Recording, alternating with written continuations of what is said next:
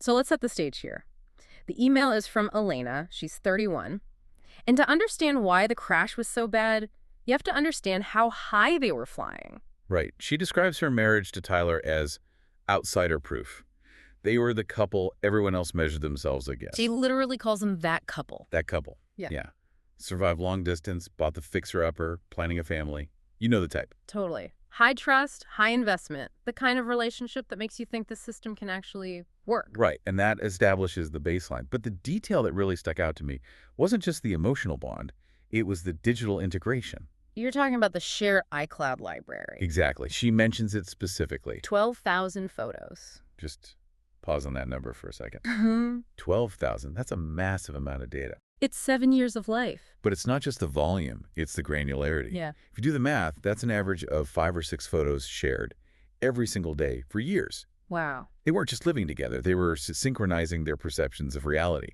Every sunset, every meal, every look at the dog sleeping weird moment. It's total transparency. Elena says she knew every pixel of their life. And I think that's why the shared library is such a potent symbol. It's not just a folder. It's the digital infrastructure of the marriage. It's a decision. It says, I have nothing to hide from you.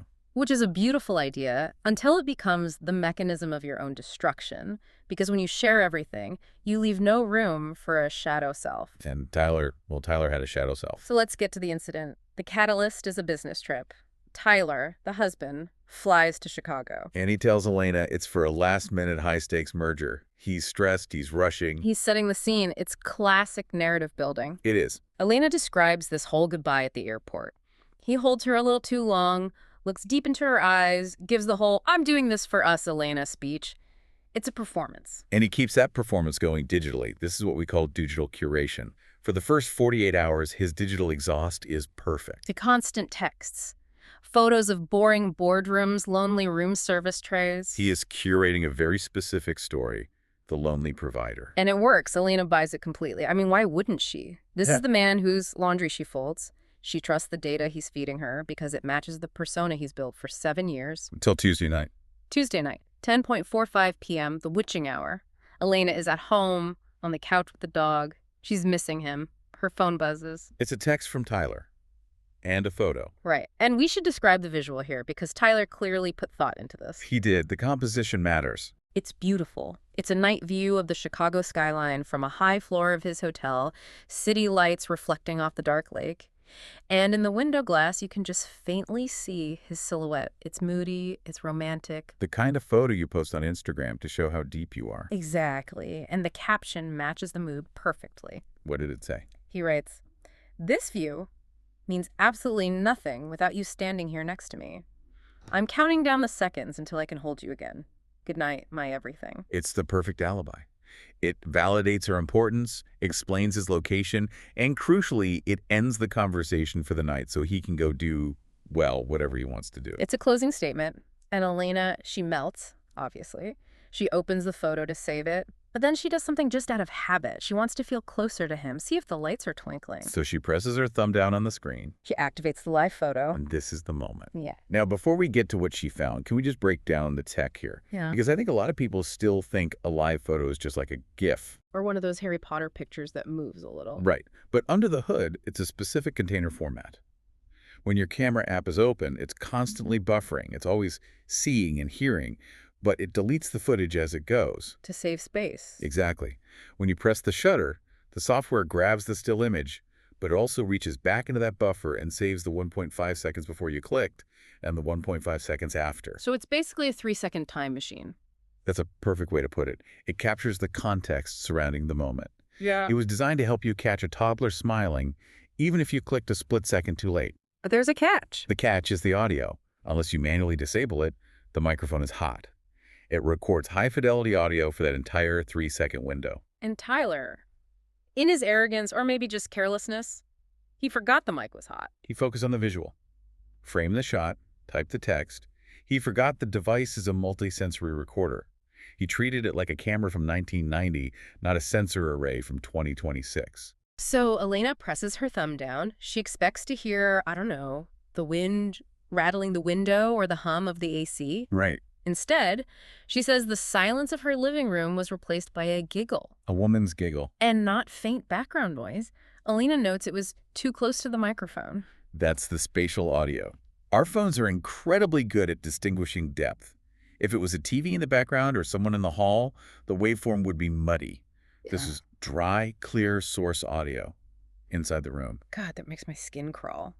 And then the voice speaks. A woman whispers, "Stop being so dramatic, Tyler. I didn't fly all this way to watch you play husband." Play husband. That phrase, that has to be the sharpest knights in the whole email. Right. It's an explicit acknowledgement that she knows he's performing. She's an audience to his deception. She's mocking the very marriage Elena treasures. Then it gets worse. I honestly felt sick reading this part. Elena hears Tyler, and she writes that it wasn't the stressed voice she'd heard on the phone. She calls it a voice filled with a disgusting kind of heat. He chuckles, actually chuckles, and says, "Hush. It's done. She's sleeping. I am all yours now, Sara." Sara. Elena dropped the phone. She says she physically threw up on the rug. Because Sara isn't some random woman from a bar in Chicago. Sara's not a colleague. No. This is where the story shifts from a cheating scandal to, like, a Greek tragedy. This isn't just infidelity, it's a conspiracy. Sara is the maid of honor. They've been best friends since they were 10 years old. The maid of honor. She's the one who sat at their Thanksgiving table every year, the one Elena texted when she was annoyed with Tyler. Think about the layers of betrayal there.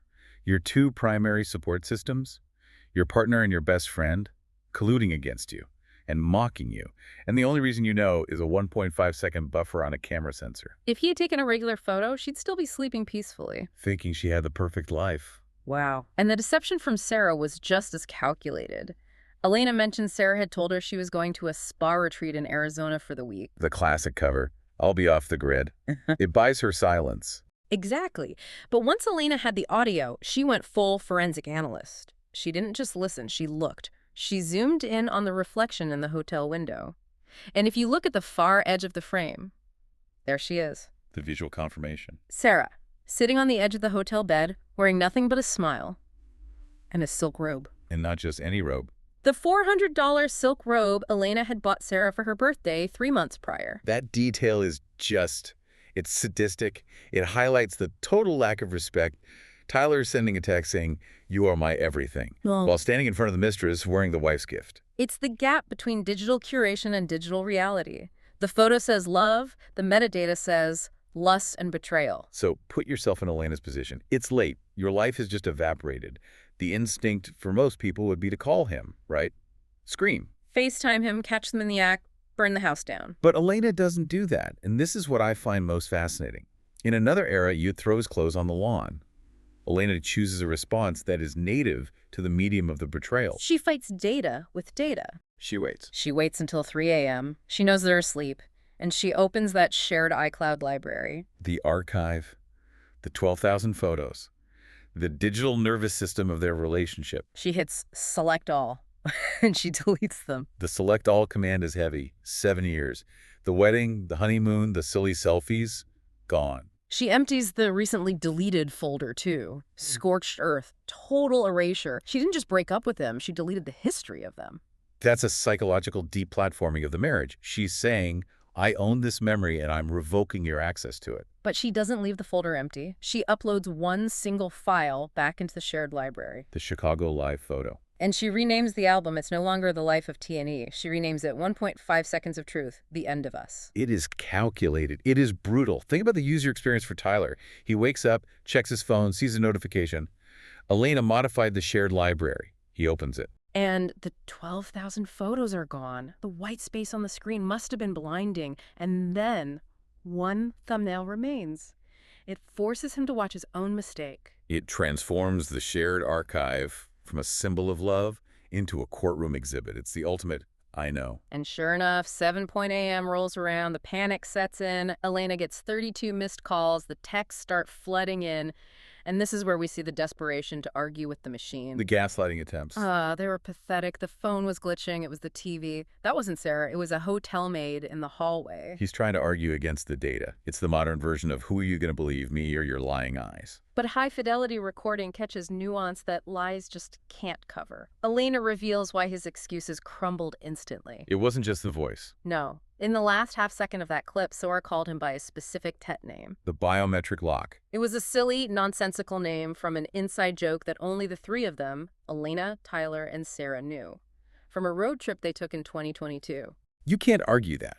You can't argue a random hotel maid knows a private three-person inside joke from 4 years ago. That's the seal of authenticity. That one word ended the marriage. So the digital confrontation is over. He's caught. Tyler gets on a flight back, probably rehearsing some speech about a moment of weakness. He thinks he's returning to a fight. He's actually returning to avoid. He has no idea. Elena has already changed the locks. But she didn't just leave his stuff on the curb. She packed all of his belongings into garbage bags, and she drove them somewhere. This is the poetic justice moment. She dropped them off at Sarah's apartment complex. Oh, wow. She physically moved the problem to the source of the betrayal. And taped to the bags was a flash drive containing one file. The audio clip. It's a complete closure of the loop. She used the digital evidence to dictate the physical reality. You want to be with Sara? Here's your stuff. Here's the evidence. It's devastatingly efficient. She didn't have to scream. She just let the data do the talking. Elena ends her email with a reflection that really stuck with me, and it circles back to the tech. She writes, "I trusted him with my soul. I trusted her with my life." And they both forgot that in 2026, even a still photo is never truly silent. That is the takeaway, isn't it? We live in an era where silence is rare. It really makes you think about the whole mission of this deep dive. We said this was a story about human error. It is. If we zoom out, the glitch here wasn't technical. The iPhone didn't malfunction. The software worked exactly as designed. It did its job perfectly. It archived the moment. The glitch was human arrogance. It was the assumption that the device was passive. He forgot that it's a complex sensor array that captures context constantly. He was undone not by a private investigator, but by a standard feature designed to make memories more vivid. It's that unintended surveillance you mentioned. He monitored himself, he recorded his own infidelity and delivered it directly to his wife's pocket via the cloud. He bugged his own room. And that's the shift we all need to be aware of. We generate so much data unknowingly. Every timestamp, every location tag, every background audio clip. Usually it's just digital noise. But in a moment of crisis, that noise becomes high-definition evidence. It changes how I look at my own photo library, honestly. I mean, how many conversations are just lurking in the background of my vacation photos? What was I saying right before I smiled? It forces a new kind of mindfulness, right? We're creating a permanent, high-fidelity archive of our lives.